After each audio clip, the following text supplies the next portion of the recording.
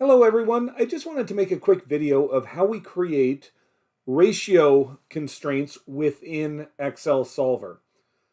So if we look at the situation I have here where it states that there must be 5 times as much of resource A as there is of resource B. The first mental hurdle we have to get over is just how we would write this constraint, even without considering Solver. Let's first just ignore the greater than or less than and just say this is equal to right now. There has to be exactly 5 times as much of resource A as there is of resource B. So what I find students want to do is they want to write this as 5A is equal to B. If we just attempt this for a second, just attempt to throw some numbers into what we have here as an equation and see what happens with our two variables. So let's, for example, put in that we're going to have 10 units of resource A.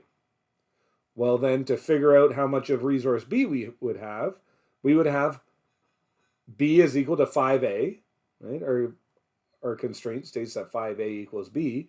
So 5 times 10, we would have 50 units of resource B, which is exactly the opposite of what we want. The way we need to write the constraint is when I want 5 times as much of A as there is B, that coefficient of 5 has to go with the thing that I want the less of. So if I rewrite that as A is equal to 5B, and then we try to sub values back into this equation. So now let's start again. Let's say we're going to use 10 units of A. Well, then we get 5B is equal to 10 once we sub 10 in for A. B is equal to 10 divided by 5, or that B is equal to 2. And now we are satisfying the demands of the constraint where we do have 5 times as much of the resource A as we do of resource B. That's the first thing we have to get over, is just how we would formulate that to begin with. One other issue we have here is that we have to consider the at least 5 times as much. So I want A to be greater than or equal to 5B. Now that we've taken into that at least aspect of this as well, now we have to consider how we would write this in Solver, because this would be fine to write this in our linear program if we were writing this by hand. Solver tends to have a bit of a breakdown when we have variables on both sides of the equation, or in this case, the inequality. What we need to do is to ensure that all those variables are all on the left-hand side of this inequality. And I would need to rewrite that, moving the 5B from the right to the left side. So I would rewrite that as A minus 5B. Now on the left side, moving the 5B from one side to the other. The greater than or equal to aspect remains the same, but there's nothing left on the right-hand side of the equation. It simply becomes 0. And this is how we would have to get our constraint into Solver in this fashion.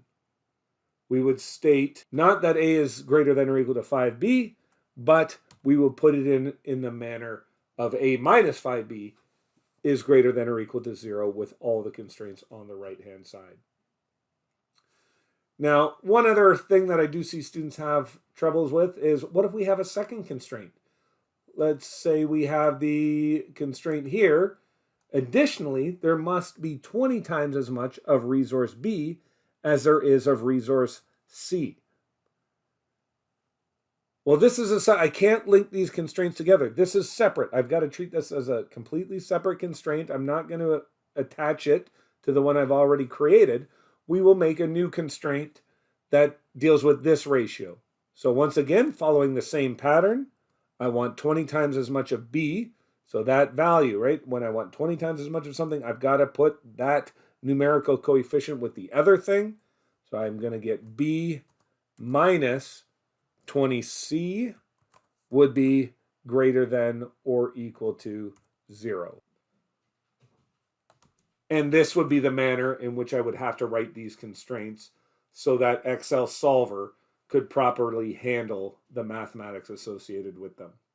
Thank you very much, everyone. As always, please email me immediately with any questions that you have.